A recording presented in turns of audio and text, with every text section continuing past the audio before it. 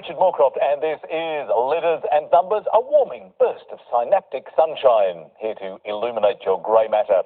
And two people who simply radiate enlightenment. Firstly, the glowingly knowing Lily Serna. Hey, Richard. And vitamin DA, David Astle. Good day, Richard. Thank you. And with their pens and paper at the ready, tonight's contestants, starting with our carryover champion, back for his fourth night, commercialisation manager, Ben Fisher. Hello again, Ben. Hi, Richard. So 4 nights, this is very good going. Have you started to accumulate a sense of tactics that you're using, or in fact, did you bring some tactics on the first night? Well, something I've noticed that I certainly didn't notice at home was there's quite a lot of pressure on you in actually reading out the consonants and the vowels. So you would think that would be easy, but... You would think it's easy, but so what I've done is I've got a sort of mix that I'm happy with, and I keep saying that so I don't have to think about it while I'm doing it. Okay, so that's a very nice bit of tactics. And you're not bad with the tweaking in the maths either. Well, early on that seemed the case, but there's been a few that I've missed since. So we'll see if I can get that back on track. We'll look forward to tonight. Welcome back, Ben. And tonight's challenger is statistician Scott Morrow. Hello, Scott. Hi, Richard. Now, you have an interesting, well, I'm not sure whether to call it a hobby, but certainly a musical practice in terms of playing African drums. How did you come to develop that interest? I did a study tour over in Ghana about 6 years ago now, and it was actually a drum and dance tour. They catered to all levels.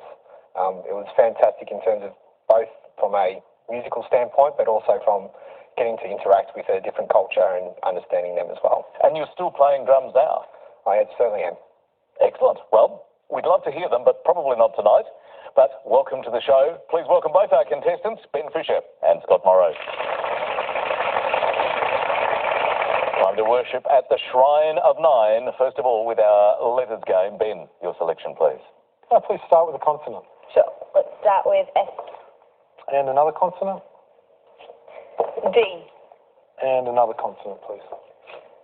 C. A vowel. O. Another vowel, please. E. I will get a consonant, please. L. And a vowel. A. And a consonant.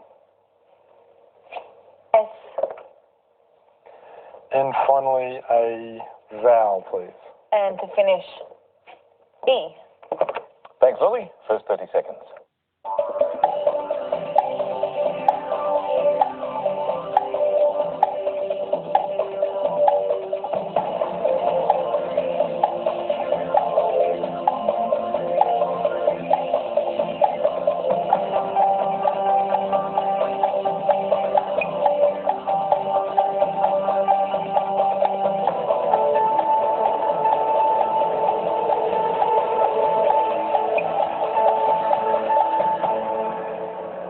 First letters for tonight. How did you go, Ben?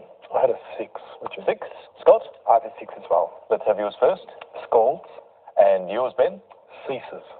Couple of nice 6s to start the night, Dave? Yeah, solid start. And doesn't surprise me, actually, because there was an absolute glut of vowels in this. Good 6s. I did despair with so many vowels, but just kept pushing and tweaking, and in fact, found a full Monty. Oh!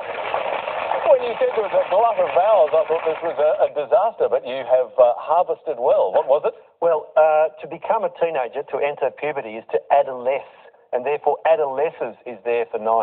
That's a lovely find, but I didn't realise that adolesce could be a verb. That's an intriguing word. It's a back formation, much like bulldoze from bulldozer or burgle from burglar. Classic example of a back formation. Adolescent was the original. Adolesce is now the verb. Great find, David, but very solid starts for both Ben and Scott, both on the scoreboard, 6 each. Well, Scott, you get to choose the letters for the first time now. Can I start with a consonant, please? Sure. Let's start with T. Can I have a vowel? U. And another vowel? I. And another one, please. O. And we'll go with one more. E. And now to a consonant. C. And another. R. One more. M. And another, thank you. And to finish, D. Here's our clock.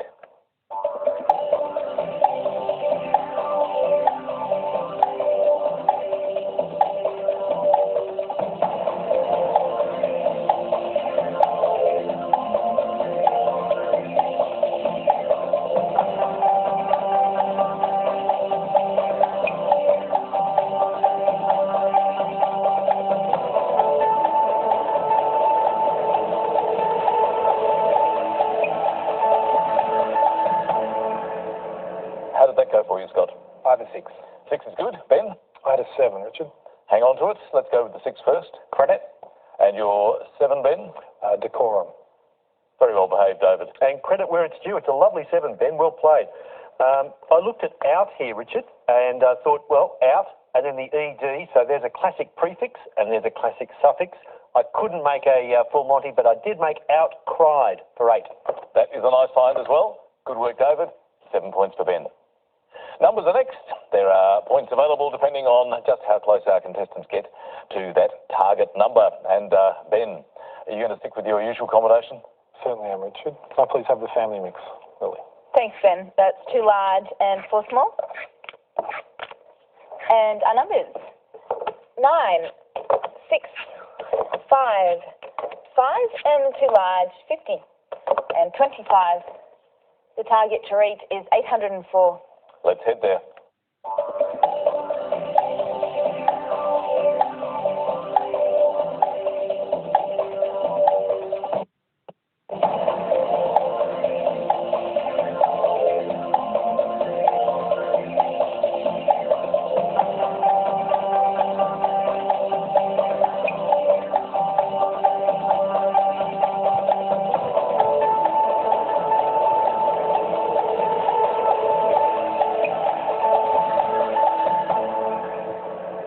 Well, how did you go with those first numbers, Ben?